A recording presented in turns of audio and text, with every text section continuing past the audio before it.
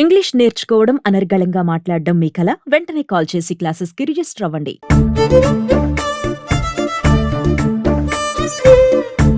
ప్రేక్షకులందరికీ శ్రావణ మాసం శుభాకాంక్షలు. శ్రావణ మాసంలో మనం 4 శుక్రవారాలు అమ్మవారికి సంబంధించి 4 రకాల నైవేద్యాలను చేసుకుంటాం. మరి అందులో భాగంగా ఈరోజు మొదటి శుక్రవారం ఏం నైవేద్యం చేస్తున్నారో రమ్మగారిని అడిగి తెలుసుకుందాం.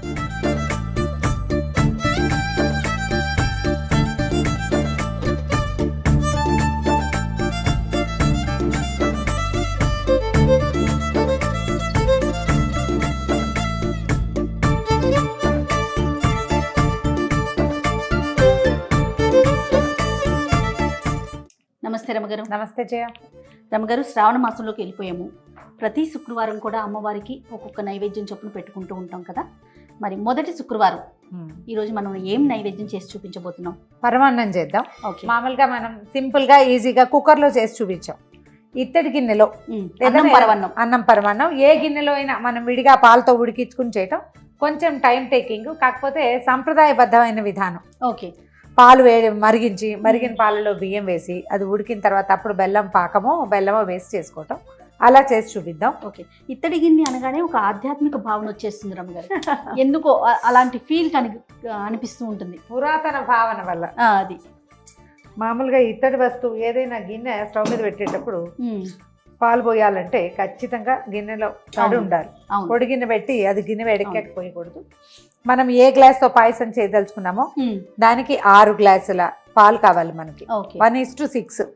4 గ్లాసుల పాలు, ఒక 2 గ్లాసులు నీళ్లు పోసాం. ఇందులో పోసేస్తాను.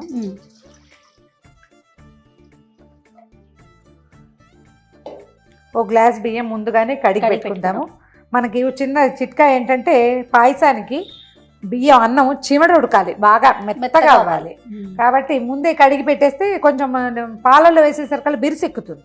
ఆ బిరుసెక్కకుండా ముందు ఒక అరగంట ముందు కనీసం కడిగేసి నీళ్ళు తీసి పక్క పెడితే అది వేసేసుకోవచ్చు అన్నమాట. పాలు మరగనిద్దాం. మీరు ఎలాంటి నైవేద్యాలు చేస్తారండి? ప్రతి శుక్రవారం పూజ చేసుకుంటారా రమ్మగారు? మామూలుగా శుక్రవారాల పూజ ఎలాగో ఉంటుంది. శ్రావణ మాసంలో అన్ని 4 వస్తే 4, 5 వస్తే 5. రెండో రోజు వారం వరలక్ష్మి వ్రతం చేస్తాం కదా, మిగిలిన 3-4 వారాలు చేస్తాను. ఓకే. ఈ సంవత్సరం 5 శుక్రవారాలు వచ్చినాయి. మామూలుగా ఏంటంటే పాయసం సులువుగా ఏదైనా పని హడావిడి బయటికి వెళ్ళిపోవాలంటే ఒక పాయసం, లేదా కొంచెం ఖాళీగా ఉన్నామంటే పాయసంతో పాటు కొంచెం పులిహోర, కొంచెం దత్తోజనం, అలా కూడా రవ కేసరి, లేకపోతే శనగపప్పు పాయసం కానీ, శనగపప్పు పాయసం కూడా బాగుంటుంది. అవును. శనగపప్పుతో వడలు కానీ, లేదా పాయసము బజ్జీలు, పాయసము వడలు. సాధారణంగా అమ్మవారికి అసలు ఎలాంటి నైవేద్యాలు పెడతాం మనం? ఇవి అన్నంతో మెయిన్. మామూలుగా అమ్మవారికి మనం లలితా శాస్త్రంలో కనపడతాయి మనకి. పాయసాన్న ప్రియ, తర్వాత ఏమో దధ్యన్నాసక్త హృదయ, తర్వాత ఏమో పులిహోర కూడా అదేమంటారు హరిద్రాన్నైక రసిక, అంటే పులిహోర కూడా అమ్మవారికి ఇష్టం అంటారు. ఇప్పుడు మనం లక్ష్మీ స్వరూపంగా భావిస్తున్నప్పటికీ అమ్మవారికి లలితలో ఏం చెప్పారో అవే ప్రసాదాలు మనం ఇప్పుడు కూడా నైవేద్యం పెడతాం. లక్ష్మీదేవికి అడిషన్ ఏంటంటే శనగపిండి. ఆమెకి ఇష్టమా? శనగపప్పు ఆమెకి ఇష్టం అంటారు. అందుకని శనగపప్పుతో చేసేవి కానీ, శనగపిండితో చేసేవి కానీ, ఏదైనా సరే ఇంకొక తీపి పదార్థం లేదా కార పదార్థమైన నైవేద్యం పెట్టుకుంటాం. ఏదో ఒకటి చేసుకోవచ్చు. రమ్మగారు, పొంగొస్తుంది. పాలు పొంగొచ్చాక స్టవ్ ఆపేద్దాం. ఒకటే పొంగు జస్ట్ కాగితే చాలవి. పచ్చి పాలల్లో బియ్యం వేసిన ఫీలింగ్ లేకుండా అది పొంగిన పాల రుచి వేరుగా ఉంటుందన్నమాట. ఇప్పుడు మనం కడిగెట్టు పెట్టుకున్న బియ్యాన్ని పాలల్లో వేసేద్దాం.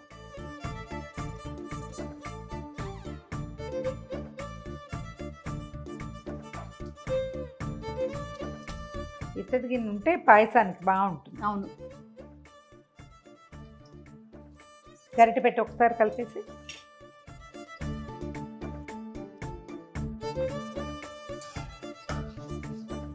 ఇప్పుడు స్టవ్ వెలిగిద్దాం. దీన్ని నిదానంగా సిమ్లో ఉడకనివ్వండి. బాగా 20-25 నిమిషాలు పడుతుంది తాపిగా ఈ అన్నం ఉడకడానికి. ఇది పొంగు వచ్చినప్పుడు పొర్లిపోకుండా ఒక గరిటెని ఇందులో పడేసి పెడితే బియ్యం పొంగు రాకుండా, అంటే పాలు పొంగి కింద పడకుండా ఉంటాయి. లేకపోతే మన రసప్తం పాయసం లాగా పొంగుతూ ఉంటాయి కదా, ఆ బాధ లేకుండా అనమాట. రమ్మగారు, కొంతమందికి కొన్నిసార్లు పగిలిపోతుందండి, పాలు పోయిగానే బెల్లం వేయగానే పగిలిపోతుంది. దానికి ఏదైనా టిప్ చెప్పండి. దాని టిప్కి ఏముంది, మనం ఇందులో అసలు బెల్లం వేయొద్దు, పాకం వేయద్దు. ఆ. అన్నం మొత్తం ఉడికాక పాకం బట్టి పోసుకుందాం, కలుపుకోవటమే. అప్పుడు పగలకుండా ఉంటుందంట. పగలకుండా ఉంటుంది. ఈ బియ్యం ఉడికే లోపల మనం ఇంకో పని ఏం చేయాలంటే, ఒక్కొక్కళ్ళు చెప్తారు ఏం విరగదు మేము చేసాము అని. లేదు రమ్మగారు, మనకేంటంటే డిపెండ్స్, ఒక్కోసారి విరుగుతుంది ఒక్కోసారి విరగదు. అలా విరిగితే ఏమనిపిస్తుంది అంటే మనం దేవుడికి పెట్టుకునే నైవేద్యం కదా అమ్మకి, అప్పుడు ఏం చేయాలి? ఒకలాంటి ఫీల్, గిల్టీ ఫీల్, అయ్యో విరిగిపోయింది అని అనిపిస్తుంది. నాకు గిల్టీ ఫీల్ ఉండదు. మెథడ్ తెలుసుకుంటే మంచి మెథడ్ ఎలా చేస్తే పగలకుండా ఉంటుందని తెలుసుకున్నాం అనుకోండి. ఏమిటో గిల్టీ ఫీల్ కాదు జయ, వస్తువు వృధా అయిపోతుంది, అది తినలేము పడేయలేము, అమ్మవారికి పగిలిపోయింది పెట్టలేము. అది మెయిన్. గిల్టీ ఫీల్ అంటే అమ్మవారికి పెట్టలేం కదా, అక్కడ ఇంకోటి చేసుకోలేము. ఈజీ మెథడ్ ఏం లేదు. మనం ఒక గ్లాసు బియ్యం పెట్టుకున్నాం, చిన్న గ్లాసున్నర బెల్లం ఓకే చిన్న గిన్నెలో వేయండి, కాసిన నీళ్లు పోయండి, ఇందులో స్టవ్ మీద పెట్టేయండి. ఓకే, దీన్ని చక్కగా కరిగి ఒక తీగ కూడా రావక్కర్లా, బెల్లం బాగా Just గట్టిగా కరిగిపోతే చాలు. ఈ ఉడికే లోపల అది కరిగి చక్కగా చల్లారి కూర్చుంటుంది. దీంతో పాటే స్టవ్ మీద పెట్టేస్తే ఓకే. ఓసారి గరిటేసి కదా, బెల్లం కరుగుతోందండి.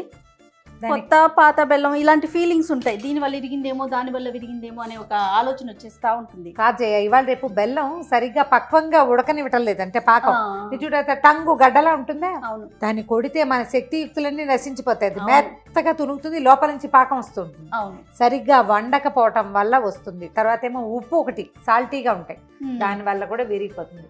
అనుమానాలు లేకుండా మనం పాకం పట్టుకుంటే అది కొత్తది పాతది శుద్ధది గట్టిది ఏదైనా సరే అంతే, నోరు మూసుకుని కూర్చుంటుంది, చక్కగా చెప్పిన మాట వింటుంది అనమాట.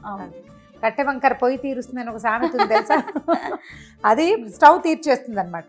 కరిగిపోనిచ్చి స్టవ్ ఆపేసి. ఓకే, అన్నం దగ్గర పడిపోయింది చూసావా జయ. మనం గరిటేసి పెట్టాం కాబట్టి పాలు పొంగలేదు, మనం మళ్ళీ చూడక్కర్లేకుండా నిదానంగా ఉడికిపోయింది. ఇప్పుడు ఏం చేద్దామంటే దీనికి పక్కన పెడదాం. ఈ ఉడుకు కొంచెం ఆగాక గనక మనం బెల్లం పాకం వేసుకుంటే, అంటే వేడి మీద వచ్చేస్తే పగిలిపోతాయి, కాస్త ఆగితే ఇప్పుడు 2 నిమిషాలు దీని పక్కన పెట్టామనుకో దాని దారిన అది అవుతుంది. ఈ లోపల స్టవ్ వెలిగించు, మనం జీడిపప్పులు కిస్మిస్లు ఇది పట్టుకో, ఇది మన మాట విందు, వేయించేసుకుందాము. స్టవ్ సిమ్లో పెట్టా. పాయసాలు ఇలాంటివి నైవేద్యం పెట్టుకునేవి ఆవు పాలతో చేసుకుంటే బాగుంటాయి జయ. మనకి అందుబాటులో ఉంటే అవకాశం ఉంటే ప్యాకెట్లు కూడా దొరికేస్తున్నాయి కదా. అవునవును,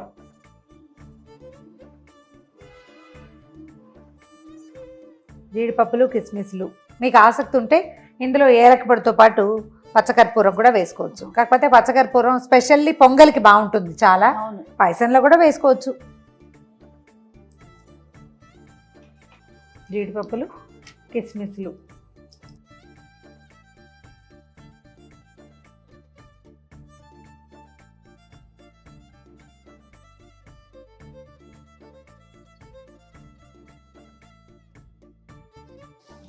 పప్పులు వేగిపోయినాయి, స్టవ్ ఆపేసి. ఓకే, వేసేయండి. ఇప్పుడు దాన్ని దీని మీద పెట్టు, వేడి వేడి వేడి సర్దుకుంది కదా. ఇప్పుడు మనం కరగబెట్టుకున్న బెల్లాన్ని ఇందులో పోసేద్దాం. మనం ఏం చేస్తామంటే పాయసాన్ని కొంచెం గట్టిగా ఉంచుకున్నాం కదా, ఇప్పుడు బెల్లం పాకం పోసేస్తే ఇది ఒక్క రవ్వ పలచబడుతుంది. దీన్ని వడపోయటం లేదు, ఎందుకంటే మనం తేర్చి పోసేసుకుంటున్నాం. చాలా సేపు అయింది కదా, చల్లారిపోయింది కాబట్టి అందులో ఇంకా ఏమీ ఇబ్బంది ఉండదు. ఏదైనా చిన్న గసి ఉంటే అడుక్కి చేరిపోతుంది. ఇగో విరగలేదు, చక్కగా వచ్చేసింది అనుమానం లేకుండా. ఇది మన బెల్లం తీసుకున్న రంగును బట్టి దీని రంగు వస్తుంది. బెల్లం కొంచెం ముదురు రంగు దొరికింది అనుకో, పాకం బాగా చక్కగా పాయసం మంచి yellowish-గా వస్తుంది, గోల్డెన్ బ్రౌన్లో. లేకపోతే కొంచెం లేత రంగులో వస్తుంది. అయిపోయింది మన పాయసం రెడీ. ఏలక పొడి వేసి దించేద్దాం అంతే. ఫ్రెష్గా కొట్టిన ఏలక పొడి వేసి దించేద్దాం. ఓకే, చక్కగా లూజ్గాను లేదు టైట్గా లేదు, కరెక్ట్గా వచ్చింది రమ్మగారు. ఇది ఇప్పుడు స్టవ్ మీద ఉంది కదా, అవును, ఒక గంటకి మనం నైవేద్యం పెట్టి మనం ప్రసాదం పెట్టుకునే టైంకి ఇది స్పూన్తో తీసుకునేలాగా వచ్చేస్తుంది. పాకం కరెక్ట్గా సెట్ అవుతుంది అనమాట. చిక్కగా బాగా టంగుగా కావాలంటే బెల్లంలో నీళ్ళు తక్కువ పోసుకోవటమే. మనం ఇలా ఈ కన్సిస్టెన్సీ కోసం నీళ్ళు ఎక్కువ పోసాం, నీళ్ళు తగ్గిస్తే కొంచెం చిక్కగా వస్తుంది అంతే. అయిపోయింది మన పాయసం రెడీ. కొంచెం నెయ్యి వేసి పాత్రలోకి తీసుకుందామా? సరే, పాత్రలోకి తీసాక వేసుకుందాం. వేడి వేడి పాయసం తయారుగా ఉంది జయ, అమ్మవారికి నివేదన చేసేయటమే. అయితే వేడి పాయసాలు నివేదన చేయకూడదు, కొంచెం చల్లారనివ్వాలంటారు. కొద్దిగా చల్లారనిచ్చి, అంటే పొగలు కక్కుతున్న దాన్ని పెట్టకూడదు, కొంచెం గ్యాప్ ఇవ్వాలి. దీని మీద చక్కగా ఒక స్పూన్ మంచి నెయ్యి వేసి అంతే. అమ్మవారికి నివేదన చేసుకోవటమే. ఇంకా ప్రసాదము అంటే మనం ప్రతిసారి కూడా చేసేది ఇంతే కదా రమ్మగారు. అంతే, పాయసం, పరమాన్నమని, పొంగలి, చక్కెర పొంగలని, పొంగలి చేస్తాము. పులిహోరని ఇవే కదా. అంతే.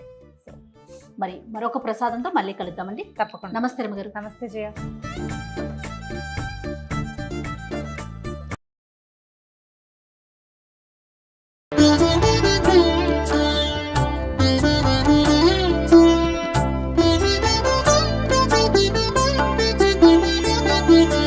సుమన్ టీవీ ప్రేక్షకులందరికీ నమస్కారం. శ్రావణ మాసం స్పెషల్గా ఒక్కొక్క వారానికి సంబంధించి ఒక్కొక్క నైవేద్యాన్ని రమగారు చేసి చూపిస్తున్నారు. మరి ఈ వారం ఇప్పుడు ఏ నైవేద్యం చేసి చూపిస్తారో అడుగుదాం. ఏం రమగారు, ఏం చేస్తున్నారు? చక్కెర పొంగల్ చేద్దాం జయ. లాస్ట్ టైం మనం కుక్కర్లో పెట్టి పాకం వేసేసి సింపుల్గా ఈజీగా చేసాం. అవును. ఇప్పుడు సింపుల్గా కాదు, కాంప్లికేటెడ్గా చేసుకుందాం. మనం ముందు స్టవ్ వెలిగించి ఓ చిన్న ప్యాన్ లాంటిది ఏదైనా పెట్టి, మనం ఓ కప్పు బియ్యంతో చక్కెర పొంగల్ చేయాలంటే పావు కప్పు పెసరపప్పు, పెసరపప్పుని దోరగా వేయించుకోవాలి. ఓకే, ఉట్టిగా వేయించుకోవటమేనండి? ఒట్టిదే వేయించుకోవాలి. ఇది కొంచెం ముదురు రంగులో వేగితేనే ఈ వాసన చాలా బాగుంటుంది. పప్పు విరిబడి ఉడుకుతుంది, అన్నానికి ఫ్లేవర్ని తెస్తుంది అనమాట.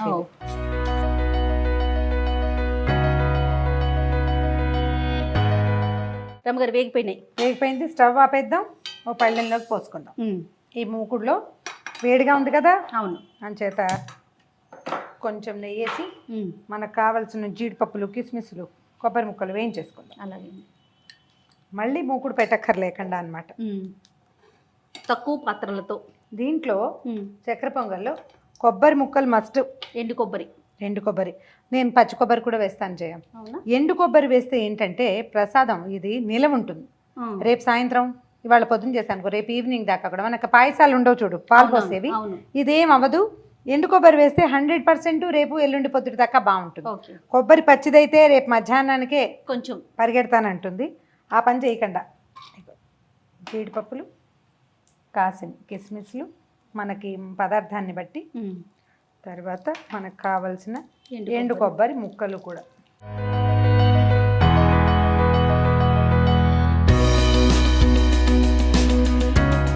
వేగిన కొబ్బరి ముక్కలు అవి తీసేసాము, పక్కన పెట్టేద్దాం.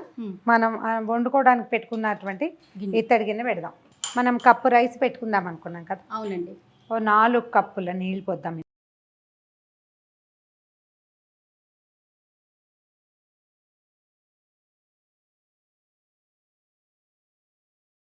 ఈ 4 ఎందుకంటే జనరల్గా బియ్యానికి ఎప్పుడు 1కి 2. అవును. కానీ మనం విడిగా వండుకునేటప్పుడు ఖచ్చితంగా 1 గ్లాసు ఎక్స్ట్రా వేసుకోవాలి. మనం పావు కప్పు పెసరపప్పు వేసాం కదా, దానికి ఇది ఈవెన్గా ఉడకటం కోసం పెట్టేసుకున్నాము. అయితే ఈ నీళ్లు వెసరు రావాల్సిన పనేం లేదు, ఎందుకంటే ఇప్పుడు మనం బియ్యం కడిగి పెట్టాం కదా. ఇప్పుడు పాయసంలో అన్నము చిమిడి ఉడకాలి, కానీ ఈ చక్కెర పొంగల్లో అన్నం చిమిడకూడదు. ఒక నలకంత పలుకే ఉండాలన్నమాట.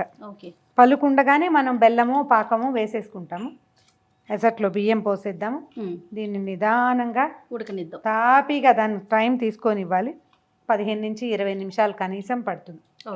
మధ్య మధ్యలో చూసుకుంటే సరిపోతుంది. ఒకసారి బియ్యము, పెసరపప్పు కలిపేసి ఇంకా స్టవ్ని హై ఫ్లేమ్ మీద పెట్టి ఉడకనిద్దాము. అన్నం పొంగు వచ్చాక ఒక సిమ్లో పెడితే ఇంకా ఈవెన్గా నిదానంగా ఉడుకుతుంది. ఇది అయ్యాకే మనం తర్వాత ప్రాసెస్. రైట్. ఇంకా చిన్న బిరుసుంది. అవును. ఇలా మనం కుక్కర్లో ఒకవేళ వండుకున్నాం అనుకోండి, శుద్ధగా చేసుకోకూడదు. ఒక్క మాదిరి తడి కనపడుతుంది, ఇంకా బిరుసుంది, మనం వదిలేస్తే ఈ అన్నం మెత్తగా అయిపోతుంది. ఇప్పుడు ఏం చేద్దామంటే, మామూలుగా మనకి రైస్ దీనికి కొలత ఏంటి, 1కి 1.5 దాకా వేయచ్చు. 1.25 వేస్తే సుమారైన తీపిగా ఉంటుంది. నెయ్యి బాగా వేస్తాం కాబట్టి కాస్త తక్కువగా ఉంటుంది. మనం ఇలా విడగా వండుకునేటప్పుడు సగం పంచదార వేసుకోవాలి. అప్పుడు ఇదేమవుతుందంటే, మనం చేసిన తర్వాత 1 గంటకి బెల్లం వేసింది టంగుమని బిగిసిపోతుంది. బిగవకుండా అని మనం క్యాప్షన్ పెడతాం, కానీ 100% బెల్లం వేస్తే బిగుస్తుంది. పంచదార వేసుకోవాలి. పాకం పట్టినప్పుడు కూడా అలా చేయొచ్చు. ముందు ఒక 1/2 కప్పు పంచదార పోసేద్దాం. పంచదార వేసేసరికల్లా ఏమవుతుందంటే, ఇమీడియట్గా వేడికి కరిగిపోతుంది, లూజ్ వచ్చేస్తుంది. కాస్త కలపటం, ఇక పలచబడిపోయింది చూడు క్షణంలో. ఇప్పుడు దీనికి అట్టి పెట్టుకున్న కప్పు పైనే కప్పు పైమాటే బెల్లం అనమాట ఇది. ఆల్ టుగెదర్ మనం ఇది కప్పు బావు చేసినట్టు 1 కప్పు బియ్యము, పావు కప్పు పెసరపప్పు. ఆ లెక్కలో కప్పు ముప్పావు 2 కప్పుల దాకా వేసేసుకోవచ్చు తీపి ఏదైనా సరే. షుగర్ వేసాం కాబట్టి 1 రవ్వ తగ్గించుకోవచ్చు, పంచదార తీపి ఎక్కువ ఉంటుంది. ఇప్పుడు తాపీగా ఈ బెల్లంతో పాటు అన్నాన్ని ఉడకనివ్వాలి. దీనికి ఏం చేయాలంటే ఇక్కడి నుంచి స్టార్ట్ చేసి ఒక్కొక్క స్పూను నెయ్యి వడ్డించుకుంటూ ఉండాలి. దీనికి తిప్పాలా అవసరం లేదా? తిప్పాలి ఒక్కసారి. అలాగా మెతుకులు నలిగిపోకుండా, చెయ్యి ఎక్కువ విసరకుండా మొత్తానికి కలిపితే ఈ పాకం కరుగుతూ ఉంటుంది. ఆ బెల్లంలో ఈ అన్నం ఉడుకుతుంది అనమాట. అప్పుడు ఒక పర్ఫెక్ట్ కలర్, దేవాలయాల్లో ఉండే ప్రసాదం ఎలాంటి రంగు వస్తుంది ఆ రంగు వస్తుంది. ఇది ఉడకటం మొదలు పెట్టేసరికి చూడు కొత్తుమంటుంది కదా. నెయ్యి వేయటం వల్ల అడుగంటదు, పాకం వాసన వస్తుంది. ముందే అమ్మవారి కంటే ముందే మనమే దీన్ని ఆస్వాదించేస్తూ ఉంటాం. ఈ మనం పంచదార వేయటం వల్ల ఏంటంటే గట్టిపడకుండా ఉంటుంది. మరీ బెల్లపు రంగే కాకుండా కొంచెం లేత రంగులో కనపడుతుంది అనమాట. షుగర్ వద్దు అని అనుకునే వాళ్ళు దాన్ని మానేసి దాని బదులు బెల్లమే వేసుకోవచ్చు. తర్వాత తొందరగా కానిచ్చేసుకోవాలి. సాయంత్రం వరకు ఉంటే ఇది ఒక టంగు ప్రసాదం లాగా తయారవుతుంది. ముద్ద గట్టిగా అయిపోతుంది. చక్కగా స్పూన్ తోటి అనుకనుగ్గా రాదు. బెల్లం ముక్కలు కరుగుతున్నాయి చూడు. వేడి అన్నం కదా, కరిగిపోతుంది, లూజ్గా వస్తుంది. మనం ఏ లూజ్లో దింపుతామో అదే లూజ్లో ఉండిపోతుంది. నిర్మోహమాటంగా నెయ్యి వేసుకోవాలండి. చక్కెర పొంగల్కి నెయ్యే రుచి, లేకపోతే లేదు. దాన్ని కదపక్కర్లేదు. ఇలా నిదానంగా ఉడకనిద్దాం. అయిపోయింది చేయ చూడు. అవునండి. గిన్నెకి అంటుకోకుండా వస్తుంది. తర్వాత చూడు ఎంత బాగుందో కలర్. ఓకే, ఈ స్టేజ్లో స్టవ్ ఆపేద్దాము. తర్వాత ఏమో జీడిపప్పులు, కిస్మిస్లు, కొబ్బరి ముక్కలు అన్నీ పెట్టుకున్నాం కదా వేయించి, ఇవి వేసేద్దాము. మీకు ఇంకా చేతి కొద్ది కావాలంటే నేను చక్కగా వేసుకోవచ్చు. మరి కాసిని ఒక 7-8 ఏలక్కాయలు పొడి చేసి పెట్టాము. ఆ ఏలక పొడి వేసేద్దాము. ఇప్పుడు మనం ఏ కన్సిస్టెన్సీలో తీస్తున్నామో 1 రవ్వ చిక్కబడుతుంది. చాలా కొంచెము, అంటే చల్లారడం వల్ల ఇలాగే ఉంటుంది సాయంత్రం దాకా. ఇందులో వేసిన పంచదార వల్ల. చక్కెర పొంగల్కి ఫైనల్ టచ్ ఏంటంటే పచ్చకర్పూరం. మనం ఏలక పొడితోటి కూడా వేసేసుకోవచ్చు. దంచుకొని వేసేసుకోవచ్చు. ఏలక పొడి మనం చాలా వాటి కోసం దంచి పెట్టుకుంటాం అనుకో, అప్పుడు కలపలేకపోతాం. పాయసానికి, సేమియా పాయసాలకి కలపలేం కదా. దీనికోసమే ఏలక పొడి, ఇది మన పచ్చకర్పూరం పొడిని ఇందులో వేసేద్దాం. ఇది అసలైన రుచి, టెంపుల్ టేస్ట్ ఇప్పుడు వస్తుంది. మనం కప్పు, హాఫ్ కప్ పెట్టుకున్నాం కదా. మీ ఓపిక ఫుల్ కప్పు నెయ్యి కూడా వేసుకోవచ్చు. ఆ నెయ్యిని ఇందులో మిగిలింది వేసేద్దాం. ఇక చిన్న బౌల్లో కావలసిన పాత్రలో పెట్టుకుని అమ్మవారికి నైవేద్యం పెట్టుకోవటమే. రెడీ. వేడి వేడి కమ్మని ఘుమఘుమలాడే, ఇంకా ఏం చెప్పాలి, అత్యంత రుచికరమైన, చాలా పవిత్రంగా అనిపించే, ఇంకా బోల్డ్ అన్ని అమ్మవారికి చాలా ఇష్టమైన చాలా పదాలతోటి రెడీ అయినటువంటి చక్కెర పొంగలి. ఇది మనం కుక్కర్లో సులువుగా బెల్లపాకం పోసి చేసుకోవచ్చు. ట్రెడిషనల్గా పాతకాలం అమ్మమ్మలు చేసేలాగా ఇత్తడి గిన్నెలో చక్కగా వేడిగా ఉడికించి కూడా చేసుకోవచ్చు. ఈసారి ఈ రకంగా ట్రై చేయండి. చిన్న గ్లాస్తో చేసుకున్న ప్రసాదానికి సరిపోతుంది. ట్రై చేసి చూడండి. తప్పకుండా రమ్మగారు. మరొకసారి శ్రావణ మాసం శుభాకాంక్షలు మీకు. Thank you.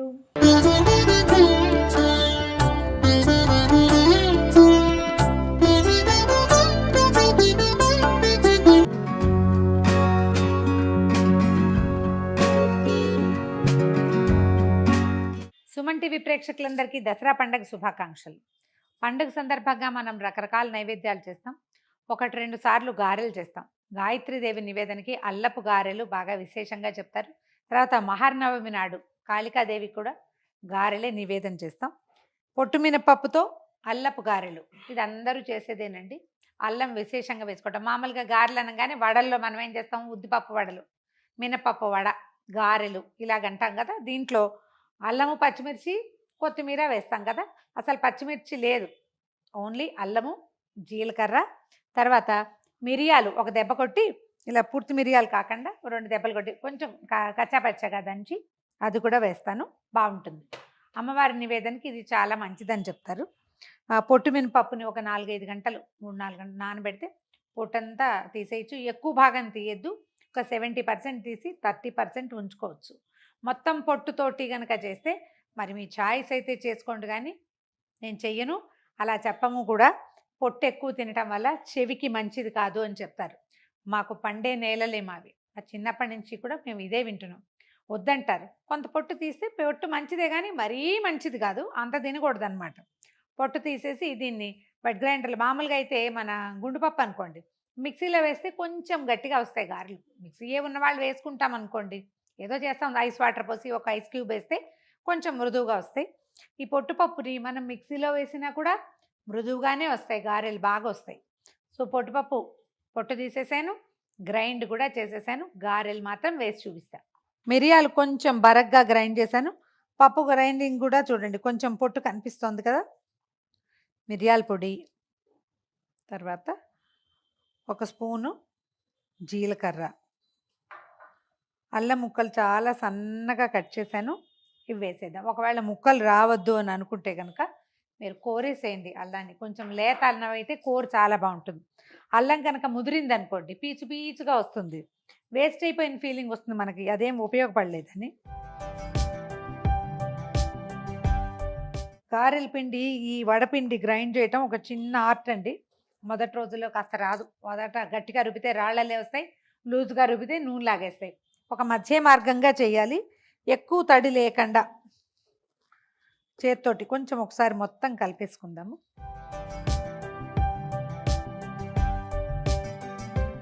ఒక్కొక్కళ్ళకి ఒక్కొక్క అవగాహన ఉంటుందండి. ఒక మంచి గుండ్రగా బాగా షేప్ రావాలి కాబట్టి ఎక్కువ సార్లు తడి చేసుకున్నాం అనుకోండి, చెయ్యి షేప్ బ్రహ్మాండంగా వస్తుంది, బాగా వస్తాయి గుండ్రంగా, కానీ నూనె పీల్చేస్తాయి. అలాగని గట్టిగా పిండితే పిండి గట్టిగా ఉండిపోయిందంటే రాళ్ళల్లే ఉంటాయి. అలవాటుగా వారం వారం చేస్తూ ఉంటే ఆ పని చేయటం వచ్చేస్తుంది మనకి. కొంచెం కొత్తల్లో కాస్త ఇబ్బంది అంతే. మొత్తం కలిపేసాము. రుబ్బేటప్పుడే ఉప్పు సరిపడా వేసాను. మనం నైవేద్యాలు పెట్టేటప్పుడు రుచి చూడకూడదు, అదొక సాధారణ నియమం. వేసి చూద్దాం. స్టవ్ హైలో పెడదాము.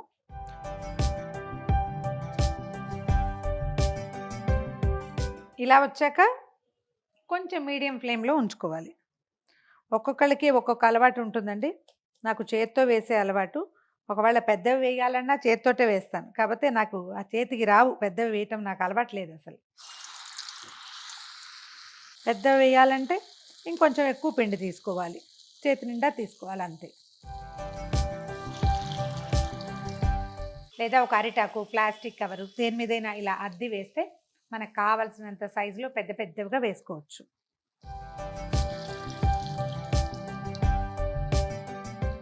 ఇది ప్రాంతాల వారీగా ఉంటుందండి. కొన్ని చోట్ల ఏంటంటే కేవలం పితృకార్యాలప్పుడే ఈ వడకి హోల్ పెట్టాలి, లేకపోతే ఆమె నివేదనలకి పనికిరాదని ఉంటుంది. ఎందుకనో మా ఇళ్లలో అలాంటి మాట చెప్పరండి, మాకు అట్లా అలవాట్లేదు. మేము పండగల నివేదనలో కూడా హోల్స్ పెడతాం, గారె వేగటానికి హోల్ పెడతాం, కానీ పెద్దవాళ్ళకి ఇంకొకళ్ళకి తేడా లేదని అనిపిస్తుంది నా వరకు. మీకు అలాంటిది ఏదైనా ఉంటే కనుక నేను చూపించానని చేయబోకండి. మీ ఇంట్లో పద్ధతి అయితే చూసుకోండి. పెద్దవాళ్ళు అలా పెట్టకూడదు అని చెప్తే, పండగల్లో పెట్టకూడదు, దేవుడి నివేదనకి పనికిరాదంటే పెట్టకండి. కానీ నా అవగాహన అలాంటిది ఏం లేదు, మా వాళ్ళు ఎవరు నన్ను కరెక్ట్ చేయలే. అంటే పండగలప్పుడు కూడా మా అమ్మ వాళ్ళు ఇలా గారెలు చేయటమే తెలుసు నాకు. పితృకార్యానికి ఇలాగే, పండగకి అలాగే. అయితే పితృకార్యపు వాట్లల్లో ఇంకేం వెయ్యం కదా, ఒట్టి గారెలే వేసుకుంటాం, ఒట్టి పిండే, ఇంకేం వెయ్యం. అందుకని బహుశా మరి అలా ఎలా కొన్ని ప్రాంతాల్లో చెప్పబడిందో నాకు ఐడియా లేదు. మీ ఇంట్లో ఉన్న పద్ధతిని మాత్రం ఫాలో అవ్వండమ్మా. ఇది కేవలం ఒక ఐడియాకి చూపిస్తాం అంతే.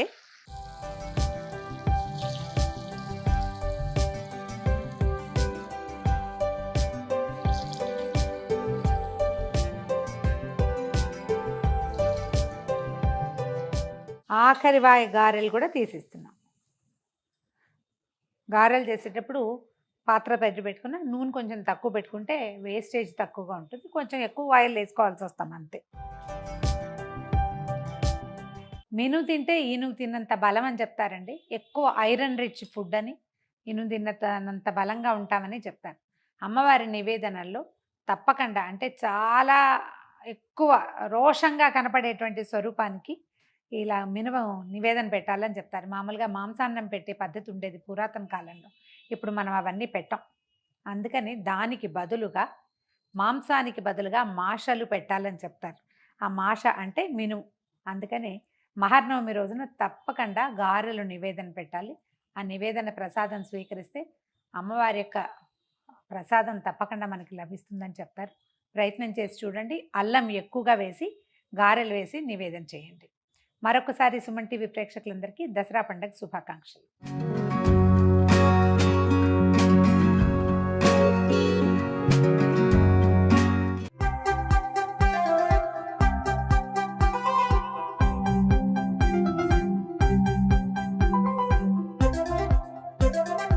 Welcome to Suman TV. Simple sweets recipes కొన్ని చేస్తున్నామండి. సేమియా సగ్గుబియ్యం పాయసం చేసాం, రవ కేసరి చేద్దాం. సగ్గుబియ్యం హల్వా కూడా చాలా బాగుంటుంది. మనకు ఆ జిగురు నచ్చితే నెక్స్ట్ టైం ఎప్పుడైనా చేద్దాం.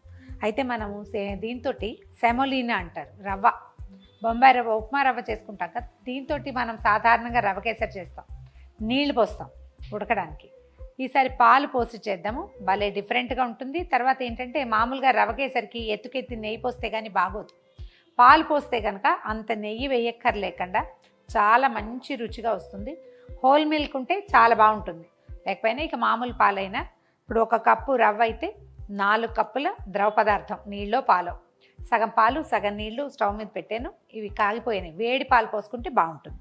తర్వాత ఏం చేసాము, కొంచెము కుంకుమ పువ్వుని పాలల్లో వేసి నానబెట్టాం. దీనివల్ల ఏంటంటే ఒక కొత్త గుమకం వస్తుంది. తర్వాత కలర్ కూడా మారుతుంది, చిన్న ఎలోయిష్ షేడ్. ముందు రవ్వ వేయించేసుకుందాము. కొద్దిగా నెయ్యేసి రవ్వ వేయిద్దాం, చాలా అక్కర్లేదన్నమాట. జీడిపప్పులు కిస్మిస్లు ముందే వేయించి పెట్టాను, ఇవి పక్కన పెడుతున్నా. రవ్వ వేయించుకుందాం. మాలాగానే రవ్వ కేసరికి ఎప్పుడు కూడా వేడి నీళ్ళు పోసుకుంటే రవ్వ ఉండలు కట్టకుండా ఉంటుంది. తర్వాత తొందరగా అయిపోతుంది. పక్కన నీళ్ళు ఒక రెండో స్టవ్ ఖాళీగా ఉందనుకోండి, నీళ్ళు పక్కన పెట్టేసుకుంటే ఉప్మాలో కూడా అంతే. వేడి నీళ్ళు పోస్తే 2 నిమిషాల్లో అయిపోతుంది. బాగా మృదువుగా కూడా వస్తుంది. చన్నీళ్ళు ఎప్పుడూ రవ్వలో కానీ రవ కేసరిలో కానీ ఉప్మాలో కానీ పోసుకోకూడదు. కమ్మటి వాసన వచ్చేదాకా దోరగా అయ్యేదాకా వేపుకుందాం. బొబ్బాయి రవ్వ వేగిపోయిందండి. చూడండి, ముదురు వేపు రాకుండా తీసేసుకోవాలి. ఇప్పుడు మనం పాలు నీళ్లు కాగబెట్టి పక్కన పెట్టుకున్నాం కదా, అది పోసేద్దాం ఇందులో. అలా కొద్దిగా చేతి మీదకి వస్తుందని భయం వేస్తుంది, కానీ ఏం పర్వాలేదు. ఒక్క 4 నిమిషాలు దీన్ని వదిలేసామంటే మొత్తం పాలన్నిటినీ పీల్చేస్తుంది రవ్వ. 1 నిమిషం మూత పెట్టి ఉంచితే మనం పోసిన పాలన్నిటినీ రవ్వ లాగేసింది. చూడండి, ఇప్పుడు ఏం చేద్దామంటే 1 గ్లాసు బొంబాయి రవ్వకి గ్లాసు బావు పంచదార. మీరు ఇంకొంచెం తీయగా తినే అలవాటు ఉన్న వాళ్ళైతే 1.5 వేసుకోవచ్చు. సాధారణ తీపి వాళ్ళకి 1.5 సరిపోతుంది. 1 నిమిషం ఇదేదో లొంగలేదనిపిస్తుంది, ఏముండదు. పంచదార వేడికి కరగగానే మళ్ళీ మొత్తం లూజ్గా వచ్చేస్తుంది. ఇందాక టంగుగా ఉంది, ఇప్పుడు చూడండి ఎలా వచ్చేస్తుంది. పంచదార కరిగేసరికి మొత్తం అంతా లూజ్గా వస్తుంది. బెల్లం కూడా వేసుకొని చేసుకోవచ్చండి మీకు ఒకవేళ చాయిస్ ఉంటే, కానీ పాలు పోసినప్పుడు బెల్లం వేయకండి. విరిగిందంటే మొత్తం వస్తువు పారేయాల్సి వస్తుంది. ఒక 2-3 స్పూన్ల నెయ్యి వేస్తే సరిపోతుంది. మామూలుగా మనం 1 కప్పుకి 1 కప్పు వేయాల్సి వస్తాం కదా, అంత నెయ్యి వేయక్కర్లేకుండానే పాలతోటి సరిపోతుంది అన్నమాట. నెయ్యి వేస్తే మనకి అంటుకోకుండా వచ్చేస్తుంది. దించేసుకోవచ్చు. ఏలక పొడి వేద్దాము. ఒక 6-7 ఏలకుల్ని పంచదారతో కలిపి దంచితే సరిపోతుంది. కుంకుమ పువ్వుని పాలల్లో నానబెట్టి పెట్టాము. మంచి కలర్ వస్తుంది చూడండి. కొద్దిగా దీన్ని నలిపేసి ఇందులో వేసేస్తే 1 నిమిషం పోయాక కొంచెం కలర్ ఇంప్రూవ్ అవుతుంది. మొదట లైట్ కలర్గా ఉంటుంది, క్రమంగా రంగు మారుతూ వస్తుంది అన్నమాట. ఈ కుంకుమ పువ్వు పాలని ఇందులో పోసేద్దాం. చూడ్డానికి రంగు చూడండి ఎల్లోయిష్గా వచ్చింది కదా. ముందే వేయించి పెట్టుకున్న కిస్మిస్లు, జీడిపప్పులు, ఇంకేమైనా బాదం పప్పులు అవి ఉంటే అవి కూడా వేసుకోవచ్చు. ఏదైనా 1 కప్పు షేప్లో తేవాలంటే ఒక చిన్న కప్పులో వేసి, కప్పు కొంచెం నెయ్యి రాస్తే బాగుంటుంది. కప్లో వేసేసి దీన్ని బోర్లించామనుకోండి, కరెక్ట్గా ఆ షేప్లో వస్తుంది. సర్వింగ్కి బాగుంటుంది. లేదా చిన్న చిన్న బౌల్స్లో పెట్టేసి ఫ్రిడ్జ్లో పెట్టేస్తే దాన్ని డైరెక్ట్గా సర్వింగ్కి చక్కగా ఉంటుంది.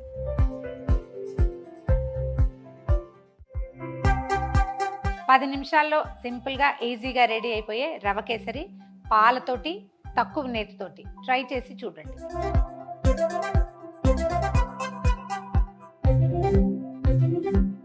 ఈ వీడియో కనుక మీకు నచ్చినట్లయితే లైక్ చేయండి, షేర్ చేయండి. మరిన్ని ఇంట్రెస్టింగ్ వీడియోల కోసం సుమన్ టీవీకి